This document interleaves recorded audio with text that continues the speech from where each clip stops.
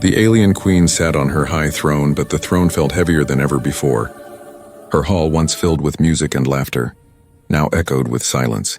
The great pillars of the palace stood tall, but the queen herself seemed small beneath them. Her eyes, sharp and bright in the past, were now dim with sorrow. She had lost her daughter in the chaos of war, and no crown in the galaxy could take away the pain in her heart. Every night she waited for news. Every morning she hoped for a message, but nothing came. Messengers bowed before her, their faces filled with pity, bringing only reports of battles lost, of flames spreading across alien lands, and of enemies growing stronger. None brought word of her daughter. The queen's hands trembled when she touched the empty seat beside her throne, the place where her daughter once stood proudly, smiling at the people. Now it was only a hollow reminder of what she had lost. Whispers spread across the palace. The servants spoke in low voices, careful not to be heard, but the queen's ears caught everything. Some said the princess was gone forever, swallowed by the war. Others said she had been taken by enemies, never to return. The queen hated those whispers, yet she could not silence them. Deep in her heart, a cruel voice told her they might be true. Still, she refused to give up. Her daughter was not just a princess. She was the future of their people, the light of their world. The queen walked to the balcony where the banners of her empire waved weakly in the cold wind.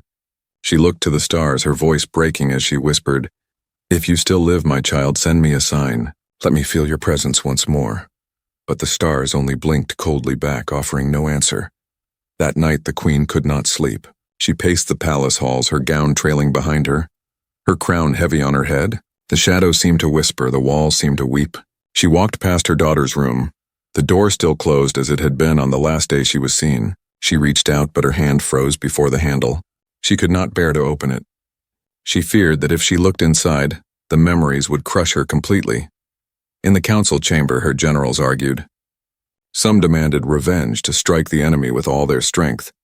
Others said the war was lost, that they must surrender to survive. The queen listened, her face like stone, but her heart was breaking. For her, none of it mattered. What use was victory or survival if her daughter was gone? The war had already taken the one treasure she could not replace. Then came the rumor. A messenger, breathless and pale, burst into the chamber. He bowed low, his voice shaking. "My queen," he said, "there is talk among the villages. A human warrior was seen carrying someone across the battlefield. They say it was a young alien girl, wounded but alive." The chamber went silent. The generals exchanged doubtful looks. Humans were strangers here, rare and mistrusted. Why would a human save their princess? Why would a human even fight in their war? The queen's heart pounded. Could it be true? Or was it only another cruel story meant to feed false hope? "Speak carefully," the queen commanded, her voice sharp, her eyes blazing. Did they see her face? Did they know who she was? The messenger lowered his head. "No, my queen." They only saw the warrior holding her close. He would not let anyone near. He walked through fire and smoke, wounded but unbroken, guarding her with his life. Some believed he was mad. Others believed he carried something too precious to lose. The queen's breath caught. For a moment, she allowed herself to imagine it.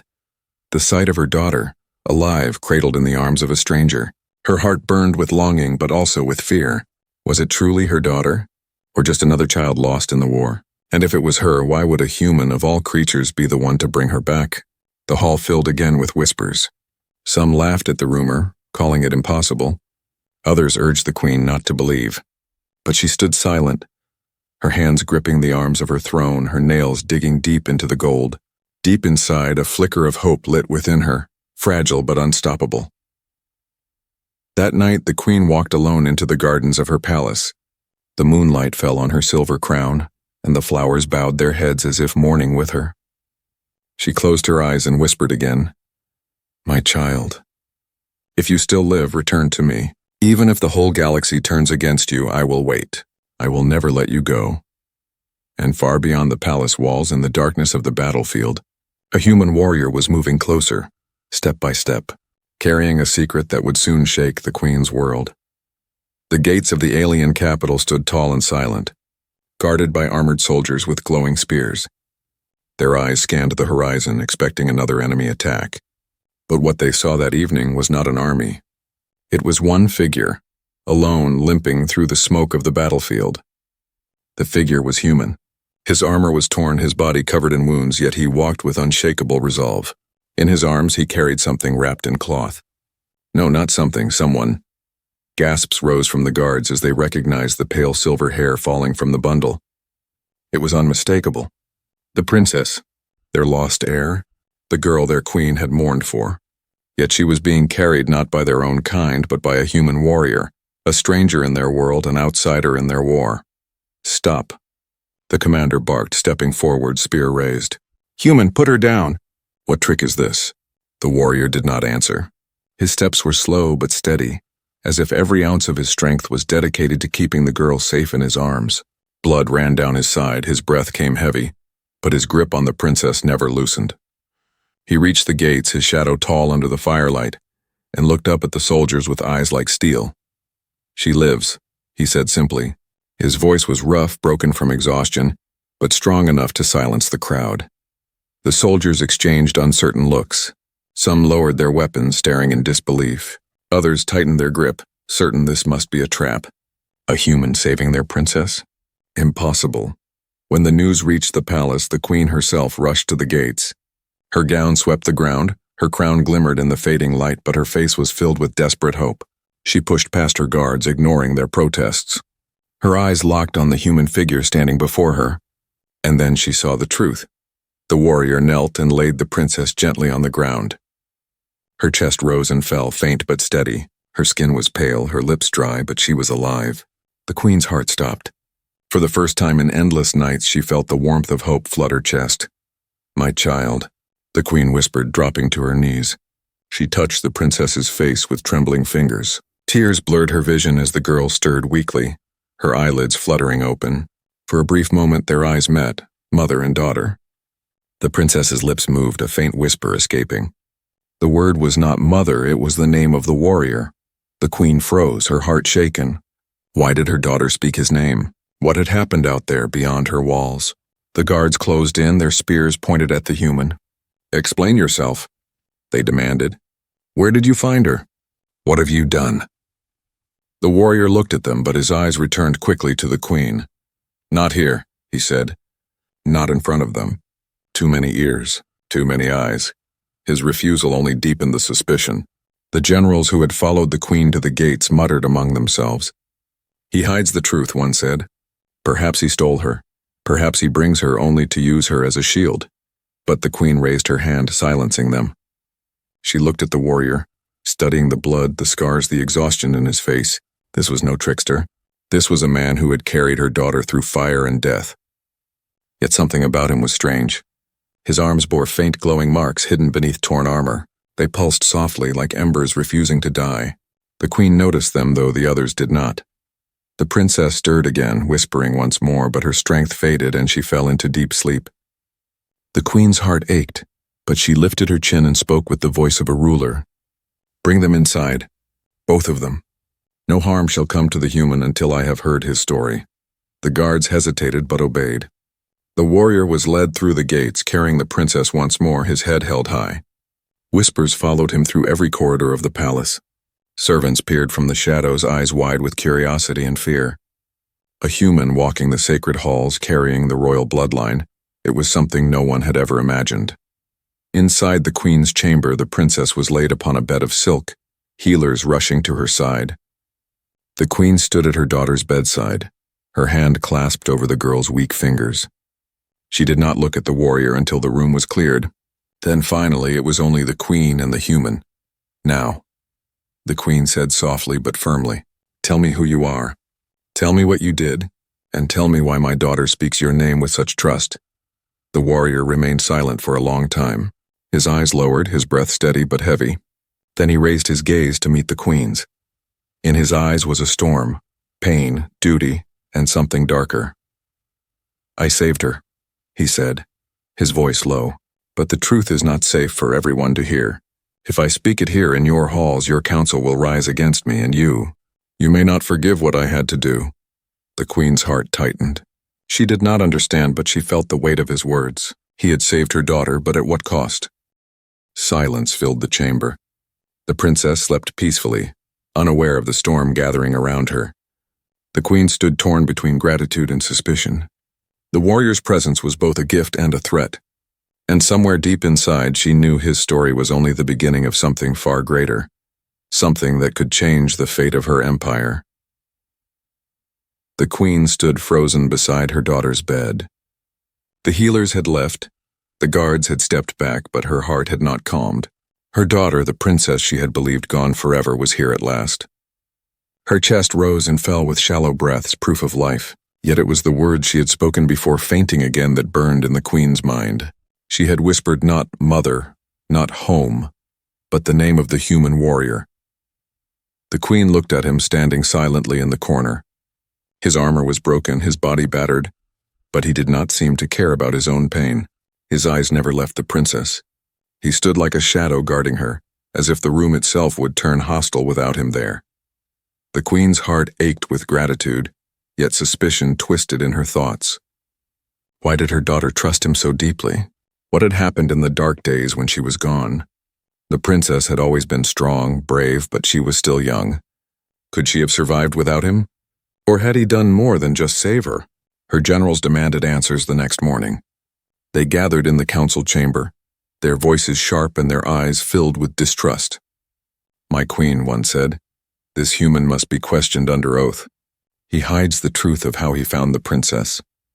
He may be an agent of our enemies, delivering her back only to earn your trust." Another added, "We cannot allow him to stay in the palace. He is dangerous. No human has ever walked our sacred halls without cause. What if he brings ruin upon us all?" The queen raised her hand, silencing the room. Her voice carried the weight of a ruler, but her heart spoke as a mother. "He brought my daughter back when all of you brought me only grief. Not one of you crossed the fire and blood to find her. But he did. Until I learn the truth, he will remain under my protection." The chamber erupted with protests, but the queen's glare silenced them again. Yet even as she defended the human, she could not silence the questions inside her own heart. That night she returned to her daughter's side. The princess slept, her body weak, her dreams restless. The queen sat close, brushing strands of silver hair from her face. At last the princess stirred. Her eyes opened, soft and unfocused. "Mother?" she whispered. Tears filled the queen's eyes. "Yes, my child, I am here." But then the princess's gaze drifted past her mother. Her lips curved into a faint smile as her eyes found the human warrior. "You came," she breathed weakly. The queen's heart stung with jealousy and confusion. Why did her daughter look at him with such relief, such trust? The warrior bowed his head, silent, his face unreadable. The queen grasped her daughter's hand. "Tell me," she urged softly. "What happened? How did you survive? What did he do for you?" The princess's voice trembled. "He carried me when I could not walk. He fought when I had no strength. When the enemies closed in, he stood between me and death. Without him, I would never have seen you again." The queen's chest tightened. Gratitude filled her, but so did unease. She turned her gaze on the warrior once more. "You risked your life for her. Why?" she asked. "You are not one of us. You owe us nothing. So why take such a burden?" The warrior met her eyes at last. His gaze was calm, steady, but there was something hidden beneath it, something heavy. "Because it was the right thing to do," he said simply. The queen studied him, searching for lies. His voice held no trembling, no hesitation. And yet, she saw the faint glow of marks on his arms, pulsing like hidden fire beneath his skin. She remembered them from the night before. What were they? How had a human gained such power? She did not ask, not yet. The princess's hand tightened weakly around hers and her heart softened. Her daughter was alive. That was all that mattered for now. But the council was not silent. Rumors spread quickly. Some whispered that the princess had fallen under the human's spell. Others claimed he had stolen her spirit, binding her trust with forbidden magic. The queen's people grew restless. They wanted answers. They wanted proof. The queen summoned the warrior once more to her private chamber. He came quietly, standing tall though his wounds had not healed. The queen circled him slowly, her voice sharp but controlled. "My daughter trusts you more than anyone else. She even speaks your name in her sleep. I should be grateful, and I am. But I am also her mother, and I demand the truth. Who are you really? And what is it you hide from me?" The warrior's silence stretched long until at last he spoke. "I am no hero, queen. I am no saint. What I did, it is not something your council would forgive. And if your people learn the truth, they may not see me as her savior, but as a curse." The queen's breath caught. Fear and curiosity warred in her chest. She did not know if she wanted to hear the truth, or if hearing it would break the fragile hope she had just regained. Her daughter's life had been returned to her, but with it came a storm she could not yet see. The queen's heart was torn between trust and suspicion, between gratitude and fear, and as the human warrior stood before her silent and unyielding, she realized the greatest shock was not that her daughter was alive. It was that her fate was now tied to this stranger, and nothing would ever be the same again. The palace was quiet that night, but it was not at peace. The queen walked the halls with her thoughts heavy, her gown whispering across the marble floors. Her daughter was alive, but the mystery of her survival grew heavier with each passing hour. The princess spoke with gratitude for the human, even devotion, but the queen could not rest. There was something hidden in his silence, something dangerous in the way he carried his secrets. The human warrior was given a chamber at the far end of the palace. Guards stood at his door, but he did not try to escape. Instead, he sat in silence, sharpening a blade that had clearly seen too many battles. His wounds bled slowly, but he did not call for healers. He seemed a man used to pain, a man who trusted no one but himself. When the guards grew restless and shifted their stance, he looked at them once, and they fell quiet. His eyes carried the weight of a soldier who had walked through fire and returned alive when others did not. That look alone was enough to silence suspicion for a moment, but not for long. The queen visited him in secret. She dismissed the guards with a wave of her hand and entered the chamber alone. The warrior stood, bowing slightly, but his expression remained unreadable. "You saved her life," the queen said, her voice steady though her heart beat fast. "But you hide your truth. You carry power that is not human. I have seen the marks on your arms, glowing like fire under your skin." "What are they?" The warrior looked down at his hands. His fingers trembled slightly, though his voice did not. "They are not meant for your eyes," he said quietly. "They are a burden, not a gift. And if your council learns of them, they will turn against me and perhaps against her too." The queen's breath caught. Against her daughter? The thought was unbearable. "Why against her?" she demanded. He looked away, his jaw tight. "Because she saw. Because she knows. On the battlefield, when the flames closed in, I used them to protect her. Without them, she would not be alive. But your people fear what they do not understand. And these marks, they are feared in every world I have walked."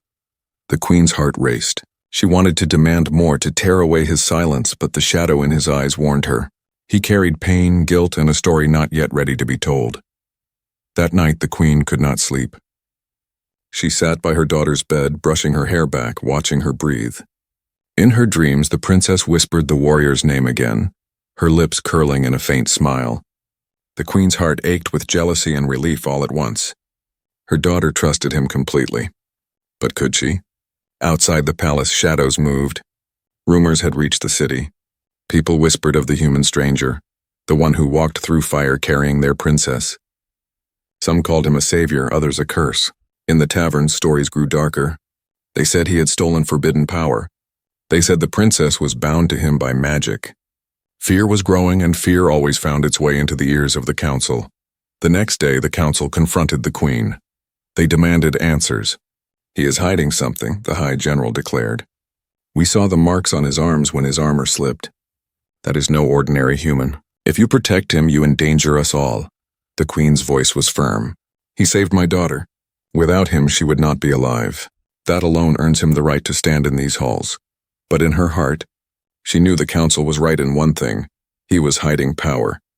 And that power was dangerous. That evening, the queen found herself wandering again. She followed instinct, and it led her back to the warrior's chamber. But this time she did not enter. She stopped outside, pressing her hand to the cold wall. She listened. Inside, the warrior spoke in a low voice, not to a person but to himself, or perhaps to something else. His words were harsh, broken. "Not now, not here. Stay quiet. They cannot know. If they see you again, I am finished." The queen's blood ran cold. Who was he speaking to? Or what? The sound of movement followed. The queen dared a glance through the narrow opening in the door. For an instant, she saw the marks on his arms flare bright, burning like fire. His shadow stretched long across the wall, twisting, almost alive. Then, as quickly as it appeared, the glow vanished. She stepped back, heart racing, her breath sharp. The warrior was not just a man. He was carrying something inside him, something old, something dangerous.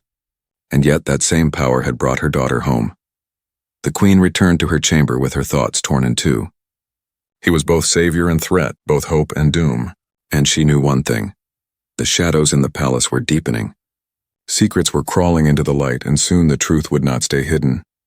As she stood on her balcony, staring at the cold stars above, a chill swept her heart. The galaxy had already taken much from her, but now it was offering her something strange, something she could not yet name. Her daughter was safe in her bed. The human warrior sat in his chamber, hiding his fire. But the queen could not rest, for she knew this was only the calm before the storm. The council chamber was filled with firelight and anger.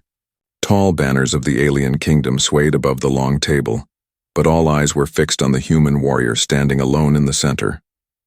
He was unarmed, his wounds still fresh, but his presence was strong. The queen sat upon her high seat, her face calm though her heart churned within. Her daughter slept safely in another room, unaware of the storm about to break. The High General rose first, his voice cutting through the chamber like a blade. This human cannot be trusted.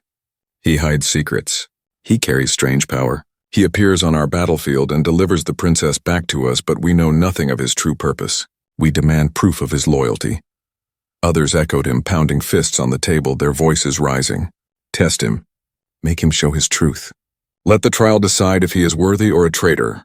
The queen lifted her hand, silencing the chaos. Her gaze fell on the human. You hear their words?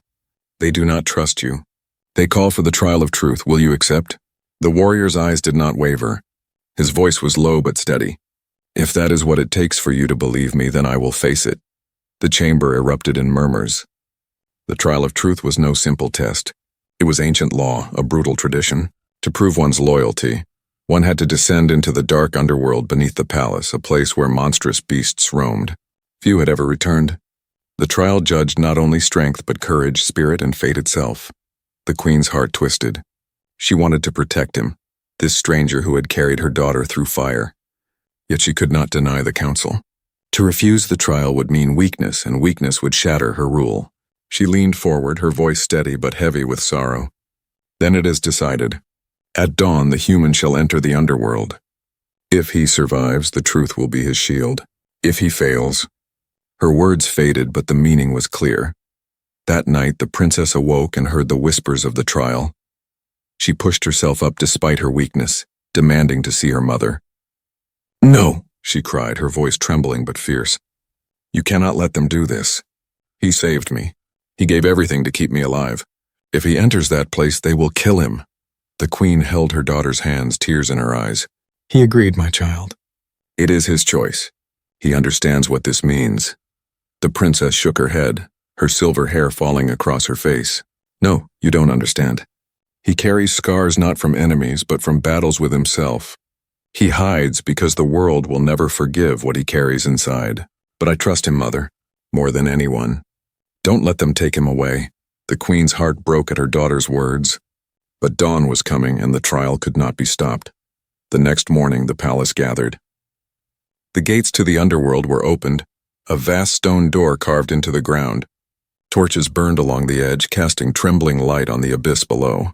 The air was thick with the smell of earth and death. Soldiers and nobles crowded the steps, eager to see the human's fate. The warrior stood at the edge, stripped of armor, given only a single blade. His body was tired, his wounds fresh, but his eyes burned with determination. The queen stood above, her face a mask of iron, though her heart prayed silently for his survival. The High General raised his voice. Enter, human. Face the beasts of the underworld. If you return alive, your truth shall be proven. If not, your lies will die with you. The warrior did not reply. He looked once at the princess who had been carried to the balcony despite her weakness. Their eyes met. She shook her head, tears running down her cheeks. But he gave her a small nod, a silent promise. Then, without fear, he stepped into the darkness. The stone doors rumbled shut behind him, sealing him in the underworld. The crowd held its breath. Inside, the air was damp and heavy. The walls dripped with black water. The warrior moved slowly, blade ready, every step echoing. From the shadows, growls rose. Eyes glowed in the dark. The beasts had awoken. Above, the queen gripped the balcony rail, her knuckles white. She could not see him, but she felt his struggle in her bones. Around her, whispers spread like poison. He will die. No human can survive this. The queen has risked too much for him. But the queen's heart refused to let go of hope, for in the deepest silence of the chamber, she heard her daughter whisper once more, "He will return. I know he will." And as the growls turned into roars in the depths below, the queen realized the trial of truth was not only his test, it was hers as well. The stone doors closed behind him with a sound like thunder. The human warrior stood alone in the blackness of the underworld. The air was thick, damp, and foul, carrying the stench of old blood. Shadows crawled across the walls like living things. The silence was broken only by the steady drip of water and the faint growl that echoed deeper in the cave. He tightened his grip on the blade in his hand. His body ached from past battles, his wounds still raw, but there was no room for weakness now. From above, the queen and her people watched through carved openings that overlooked the trial grounds. Torches burned, casting weak light into the darkness below. All eyes were fixed on the human, some expecting his death, others secretly praying for his survival. The princess, pale and weak, clutched the railing, refusing to look away. The growls grew louder. From the shadows, the first beast emerged. Its body was massive, covered in thick scales, eyes glowing like burning coals. Its jaws opened wide, dripping venom, its roar shaking the cavern walls. The warrior stood still, his breath steady. When the beast lunged, he moved, not with fear but with deadly precision. The fight was brutal. The beast's claws tore at the ground, its tail smashed against the walls, sending rocks flying. The warrior rolled, dodged, and struck where he could, but his blade barely scratched its hide. The crowd above gasped, certain he could not win. Blood ran down his arm where the beast had grazed him, and his legs trembled under the force of its blows. But he did not give in. With each attack, he studied the creature. He saw the way its scales shifted, the small gap between its armor at the neck, and when it lunged again, he drove his blade upward with all his strength. The steel pierced flesh. The beast shrieked, thrashing wildly, but the warrior held on until at last the monster fell, its body shaking the ground as it died. The chamber above erupted with noise. Some shouted in disbelief, others in awe. The princess let out a cry of joy, but the queen's face remained tense. This was only the beginning. The warrior pulled his blade free, his chest heaving. But before he could catch his breath, another sound rose. This time many growls, echoing from every tunnel. His eyes narrowed. More beasts were coming. They came in a wave, creatures of bone and shadow, their eyes glowing in the dark. The warrior fought fiercely, slashing, dodging, striking again and again. His movements were sharp, disciplined, but he was only one man. The monsters closed in, their claws cutting his skin, their roars deafening. His blade shattered against one creature's jaw. He staggered back, blood dripping down his face. Above, the council smirked. "It ends now," one general said. "No human can survive against them." The queen's hands gripped her throne. Her heart screamed to stop the trial, but she could not. Her people's eyes were upon her, waiting to see if she would falter. She prayed silently, but her eyes never left the man below. The warrior dropped to one knee, his body broken. The monsters circled, ready to finish him. For a moment, it seemed all was lost. And then it happened, the marks on his arms flared. At first faint, then brighter, until they glowed like fire beneath his skin. The crowd gasped. The warrior lifted his head, his eyes blazing with light. Power surged through him, an ancient force hidden deep within his blood. With a roar, he struck again, not with steel, but with burning energy. His fist exploded against a beast's skull, shattering it to dust. He moved with impossible speed, tearing through the creatures, his glowing arms leaving trails of fire in the air. One by one, the monsters fell, their bodies collapsing into smoke and ash. Above, chaos erupted. Some shouted in fear, calling him cursed. Others stared in awe, unable to look away. The queen's heart pounded as she watched the truth she had feared. This man was not only human. He carried power older and darker than her people had ever known. The princess, however, smiled through her tears. "I knew it," she whispered. "I knew he would not fall." At last, silence returned to the cavern. The beast lay dead, the ground scorched with fire where his blows had landed. The warrior stood in the center, his body shaking, his arms still glowing faintly. Then slowly the light faded. He collapsed to one knee, his chest heaving, but he was alive. The stone doors rumbled open, and the chamber above fell silent. The council stared down in shock. The queen rose to her feet, her eyes locked on him. He had survived. He had proven his strength, but in doing so he had revealed a secret that could never be forgotten. The warrior lifted his head, meeting the queen's gaze. His eyes were weary but unyielding. He had faced the trial of truth, and the truth had been shown. He was both man and something more. The queen's heart trembled. Gratitude warred with fear, admiration with dread. She knew the council would demand his death for the power he carried. But she also knew one thing: without him, her daughter would never have lived. Without him, their future might already be lost. As the crowd above roared in chaos, the queen whispered to herself, unheard by all but the stars beyond the palace walls. "What are you, warrior? And why has fate brought you to me?" The council chamber shook with noise. Some shouted for the human's death, others cried out in fear, and still others demanded answers the queen herself did not have. The warriors of her people banged their weapons against the floor, their voices rising like a storm. "Kill him!" they cried. "He carries cursed fire.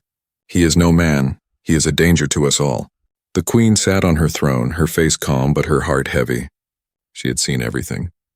The underworld beasts had fallen not to steel, but to the fire glowing from his very skin. The council feared him, and perhaps they were right to fear. But she could not ignore the truth her eyes had seen. He had carried her daughter through death. He had fought for her life when no one else could. Without him, the princess would never have returned. The princess herself sat near the queen, still weak, her skin pale but her spirit burning bright. She clutched her mother's hand and cried out before the council, "No, he is not a curse. He is my savior. I was there. I saw him fight. When the flames rose around us, when the beast came for me, he stood between me and death. You call him cursed? Then I am cursed too, for without him I would not be alive." The council fell silent for a moment, shocked by her boldness. The queen looked at her daughter, then at the human warrior standing below, his body bruised, his arms scarred with fading light. He stood tall despite his exhaustion, his eyes unflinching. He did not beg. He did not plead. He only waited for the judgment that would decide his fate. The High General stepped forward, his voice sharp. "My queen, if you allow him to live, you put us all in danger. His power is unnatural. It will draw enemies to us. Already our people whisper that he has bound the princess with forbidden magic. If he stays, he will tear our kingdom apart." The queen rose slowly from her throne. Her crown glimmered under the firelight as she looked down upon her council. "And if he dies?" she asked, her voice cutting through the chamber. "What then? Will our people be stronger for killing the man who saved their heir? Will we stand taller after murdering the one who gave back what I had lost? You fear his fire, yet without it my daughter would already be ash." The chamber fell silent. Her words carried the weight of truth. Still, fear lingered in their eyes. The queen descended the steps, her gown trailing behind her. She walked across the hall until she stood before the human warrior. For a long moment she simply looked at him. She saw not only the fire in his scars, but the weariness in his soul, the heavy burden he carried. He had not asked for her trust, yet he had earned it with blood. She lowered herself to one knee before him. The hall gasped. No queen had ever knelt before a human, before an outsider, but her voice was steady as she spoke. "You are no curse to me. You brought my daughter back when the galaxy had stolen her from me. For that I honor you. From this day forward, you are not a stranger in these halls. You are one of us." The chamber erupted. Some cried out in outrage, others in awe. The princess wept openly, her heart overflowing. The warrior bowed his head, his voice quiet but filled with weight. "I will not fail you." But even in that moment of victory, a shadow lingered. From the edge of the hall, in the darkness beyond the torches, a hooded figure watched. His eyes gleamed with malice, his lips curling into a cruel smile. He turned and vanished into the night, whispering to himself, "The fire has returned. The queen is blind. This is only the beginning." The queen did not see him. She looked only at her daughter and the man who had saved her. Her people might not yet understand, her council might resist, but her choice was made. She had given the human a place among them, binding their fates together. As the crowd roared with divided voices, the queen stood tall once more. She knew her path would not be easy. Trusting him meant standing against fear, against doubt, even against her own people if she must. But she would not waver, for in her heart she believed that this warrior, this human, was not just her daughter's savior. He might yet be the savior of them all, and high above the palace the stars burned cold and bright, watching silently as the future of two worlds was sealed in that moment of choice.